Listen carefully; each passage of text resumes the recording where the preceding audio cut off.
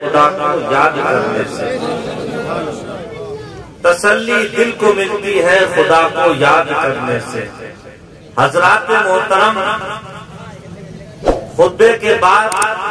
قرآن پاک کی جس آیت کریمہ کی تلاوت کی، رب کا قرآن ہم سب کو پیغام دیتا ہے، الف لام میم ذالک الکتاب لا ریب فیہ، یہ وہ کتاب ہے جس میں کوئی شک و شبہ نہیں، بلا شک و شبہ والی کتاب، لا ریب کتاب۔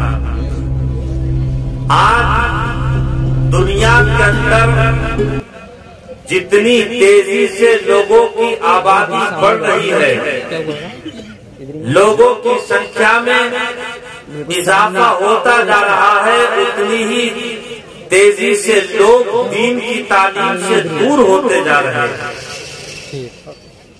دینی راستے کو چھوڑ کر دنیاوی راستہ اختیار کرتے جا رہے ہیں۔ آج سماج اور معاشرے کے لوگ، حضرات محترم، اس دنیا کے اندر اول سے لے کر آج تک بہت سارے لوگ آئے اور چلے گئے، اس دنیا کے اندر بہت ساری کتابیں آئیں اور ان کا آج کوئی نام لیوا نہیں ہے۔ بہت ساری کتابیں آئیں، اپنی حالت پر باقی نہیں رہی، مگر قسم پروردگار کی جس کتاب کو رب نے اپنے پیارے حبیب پر نازل فرمایا، اپنے آخری نبی کے اوپر جس کتاب کو نازل فرمایا، جس کو ہم اور آپ قرآن مقدس کے نام سے جانتے ہیں، پوری اسلام کی تاریخ اٹھا کر دیکھ لیجئے، اس کتاب کو نیست و نابود کرنے کی نہ جانے کتنی ناجائز کوششیں کی گئی، ہر مقام پر، ہر موڑ پر قرآن کو ختم کرنے کے نہ جانے کتنے خواب لوگوں نے اپنے ذہن و فکر کے اندر سجائے، مگر تاریخ کے صفحات کو اٹھا کر دیکھیے، جنہوں نے قرآن کا برا چاہا وہ لوگ نیست و نابود ہو گئے، جس نے قرآن کو ہلاک کرنا چاہا وہ لوگ ہلاک ہو گئے، جس نے قرآن کو لوگوں کے سینوں سے مٹانا چاہا وہ اس دنیا سے ہمیشہ کے لیے برباد ہو کر چلے گئے۔ آج نہ ان کا کوئی ذکر کرنے والا ہے، آج نہ ان کا کوئی نام لینے والا ہے، آج نہ ان کا کوئی تذکرہ کر رہا ہے، آج دنیا کے اندر ان کا کہیں نام و نشان نہیں ہے، مگر یہ رب کی مقدس کتاب ہے، پوری دنیا کا نظام بدلا، پوری دنیا کا نظام درہم برہم ہوا، آسمان شک ہو کر زمین پر آ سکتا ہے، زمین چاک ہو کر اپنے سینے کو پھاڑ کر پوری دنیا کو اپنے اندر سمو سکتی ہے، پوری دنیا کا سسٹم بدل سکتا ہے، مگر یاد رکھو یہ رب کا وہ مقدس قرآن ہے جو نہ کل بدلا تھا، نہ آج بدلا ہے، نہ صبح قیامت تک بدل سکتا ہے۔ اسی لیے تو کسی نے کیا خوب کہا تھا، ارے ہے قول محمد قول خدا، فرمان نہ بدلا جائے گا اور بدلے گا زمانہ لاکھ مگر قرآن نہ بدلا جائے گا۔ نعرہ تکبیر، نعرہ رسالت، نعرہ غوثیت، مسلک اعلیٰ حضرت مفتی محمد ساجد صاحب قبلہ، نعرہ تکبیر۔ حضرات محترم، یہ وہ بابرکت اور مقدس کتاب ہے جس کا ایک، حضرات محترم، اس کو نیست و نابود کرنا تو دور کی بات ہے، اس کا ایک شبد و مت ادھر بھی ادھر سے ادھر نہیں ہو سکتا ہے۔ ایک انسان اپنے سامان کی حفاظت میں ہزاروں کوششیں کرتا ہے، مال کے تحفظ میں لاکھوں جتن کرتا ہے، مگر جیسے ہی نظر ہٹتی ہے، نگرانی ختم ہوتی ہے، اس میں تبدیلی ہو جاتی ہے، لوگ اس پر ہاتھ اپنا صاف کر دیتے ہیں۔ ہم نے عرض کیا اے مولا اس قرآن کو بھی تو مٹانے کی ناجائز کوششیں کی، پوری دنیا کے اندر بے شمار لوگوں نے اس کو تباہ و برباد کرنا چاہا، آخرکار قرآن کو کیوں نہ مٹا سکے؟ تو رب کا قرآن پوری دنیا کو پیغام دیتا ہے، پروردگار عالم ارشاد فرماتا ہے ارے ہم نے اس قرآن کو نازل کیا ہے اور ہم ہی کی حفاظت کرنے جس قرآن کی حفاظت کرنے والا خود خالق کائنات ہو، اس کو کون مٹا سکتا ہے اور کون برباد کر سکتا ہے؟ اور اللہ کے رسول سرور کائنات صلی اللہ علیہ وسلم ارشاد فرماتے خیرکم من تعلم القرآن وعلمہ، تم میں سب سے بہتر وہ ہے جو قرآن سیکھے اور اسے سیکھ کر دوسرے لوگوں کو سکھائے۔ آج جامعہ عائشہ کے سالانہ جشن دستار بندی کے اس پروگرام میں آپ اور ہم شریک ہوئے ہیں۔ اسی قرآن کی تعلیم مصطفیٰ کے گھر مدرسہ عائشہ کے اندر دی جاتی ہے،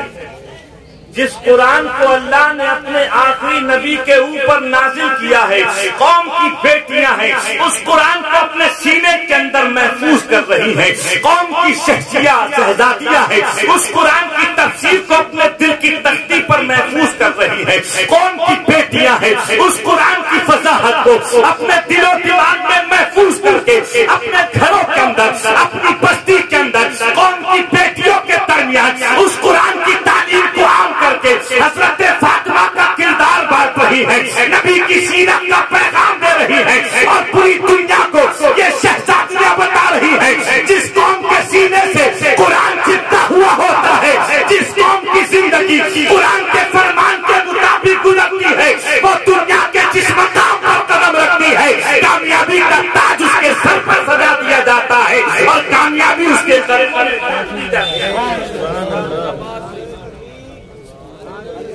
یا رسول اللہ حضرت علامہ مولانا مشتاق نعمانی صاحب قبلہ،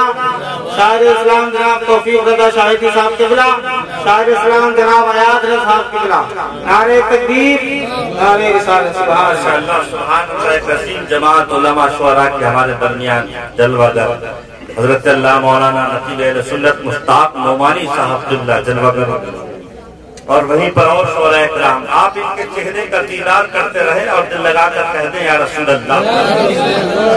حضرات،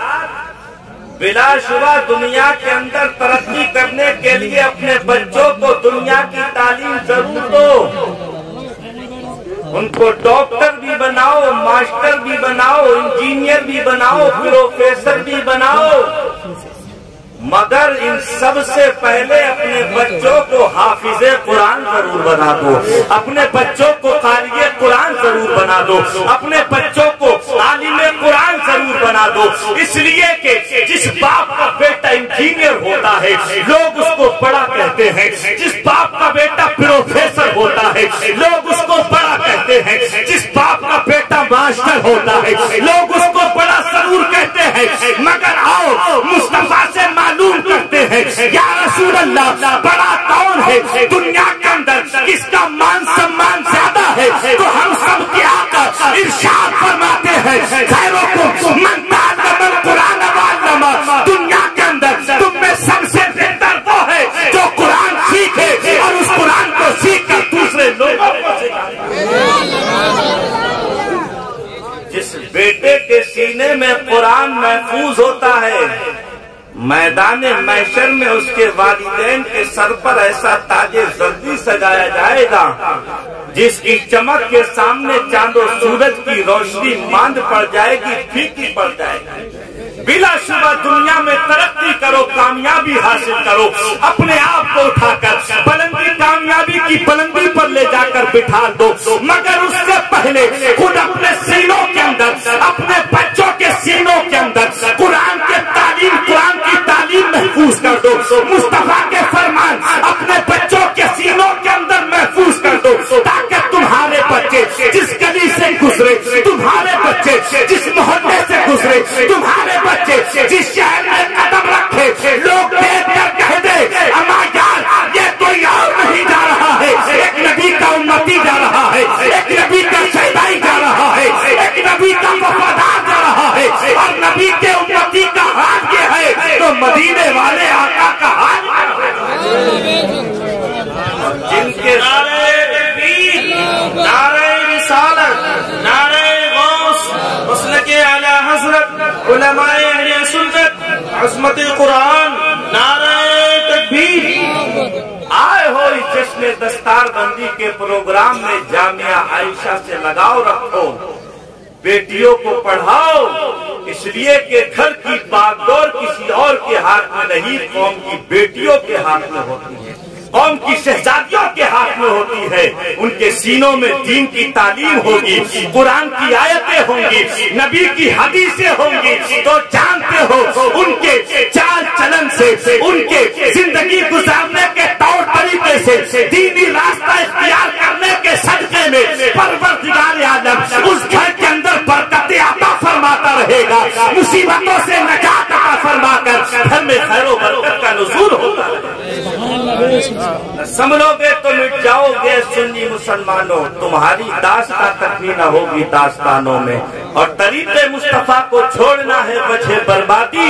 इसी से कौम मुस्लिम हुई बेइक़्तिदार अपनी। अलिफ लाम मीम ज़ालिकल किताबु ला रैब फीह। रब की बारगाह में दुआ है मौला हमको अमल की तौफीक अता फरमाए।